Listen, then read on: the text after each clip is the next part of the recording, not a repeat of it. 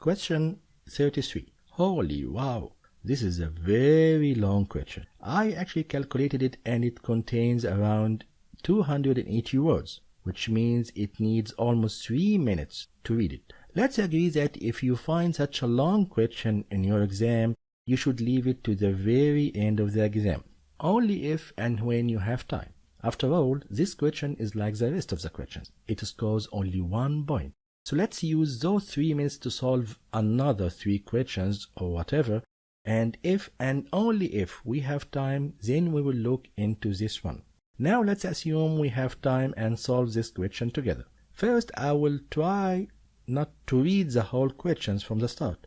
I will start looking at the head of the question, which is in our case, which of the following statements indicate which explanations are possible root causes. So my understanding is that there is a problem and there are root causes to this problem, and I should look for them. Also, before reading the whole question, let's take a quick look at our options. We see the options include product risks, version control, and unrealistic expectation. Now we can start reading this whole story. I'm not gonna waste your time reading the whole question for you, so pause and you can read it and then resume to continue with my answer for it. Looking at option 1, not all the tests planned for the significant product risks were executed. Well, they have found many bugs already and followed the plan by fixing all the must-fixed bugs, and no mention about time pressure to skip some test planning. So I guess option 1 is wrong. This will give us answers A and D as possible answers. Looking at those two answers, it seems option 2 and 5 could help us pick a single answer. Option 2. The organization has unrealistic expectation of the percentage of defects that testing can find. There was no mentioning of percentage of defects in the question, but let's not jump to conclusion. Option 5. The product risk analysis was not updated during the project as new information became available. That seems like a good excuse to miss many defects. So if option 5 is true, then the correct answer would be saying that. I know many of you might get this question wrong, because it depends mainly on your experience. What would be a reason for an organization to miss many defects? The answer actually varies from an organization to another. So just try to pick a 100% true option and build up.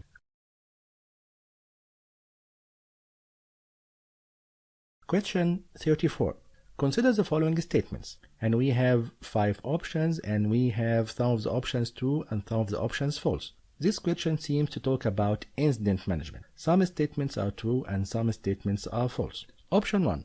An incident may be closed without being fixed. This is correct, because the manager might decide to defer it for a future release. If option 1 is correct, then the answers are now down to... Ouch, we haven't narrowed down anything. Let's continue. Option 2.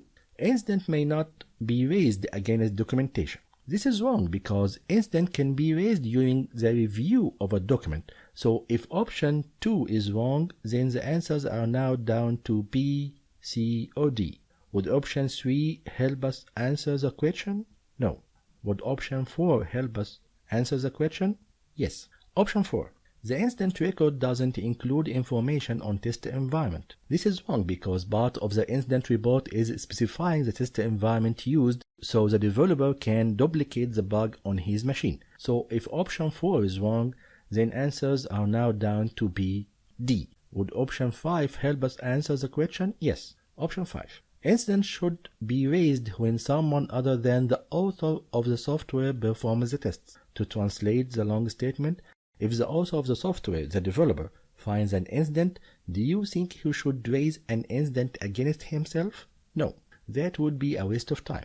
Developers fix the defect immediately during unit testing without the need to raise incidents or write any bug reports against himself. So the correct answer will be B. To confirm option 3, the final stage of incident tracking is fixing. This is wrong because there will be retesting and closing or reopening and so on. So the correct answer is B. Question 35. From a testing perspective, what are the main purposes of configuration management? Option 1. Identifying the version of software under test. This is correct. Configuration management helps us to identify what version of the software we are currently using. If option 1 is correct, then the correct answer should be B or C. Looking at these two answers, B or C, we see that options 2 or 3 or 4 or 5 would solve the question for us right away. Option 2, controlling the version of testware items. Let's assume you are not sure about this one. So let's look at option 3, developing new testware items. This is for sure wrong because configuration management doesn't develop anything. So if option 3 is wrong, then the correct answer is C. To confirm our answer, option 4, tracking changes to testware items. This is actually the purpose of configuration management, so this is correct. Also option 5, analyzing the need for new testware. This is wrong because configuration management doesn't tell us if we need a software or not. So the correct answer is C. Last question in this chapter, question 36. Which of the following are benefits and which are risks for using tools to support testing? Actually, I always like those kind of questions. It's easy to pick one option and build up. Looking at the answers, we need to differentiate between the benefits and risks of using a tool. Option 1, over-reliance on a tool. This is a risk. So now we narrow down our answers to B, C, or D. Would option 2 help us narrow the answers more? Yes. Option 2, greater consistency and repeatability. Is this a benefit? Yes. So we narrowed down now to answer C or D. Would option 3 help us narrow the answers more? No. Would option 4 help? No. Would option 5 help? Yes, but it's a long statement. So I'm gonna jump to the next option. Would option 6 help? No. And option 7, repetitive work is reduced. This is a benefit. So the correct answer should be D. To confirm, option 3, objective assessment. This is a benefit. Option 4, unrealistic expectation. This is a risk. Option 5, underestimating the effort required to maintain the test assets generated by the tool. This is a risk. Option 6, ease of access to information about test or testing. This is a benefit of using tools. So the correct answer is D. Thank you.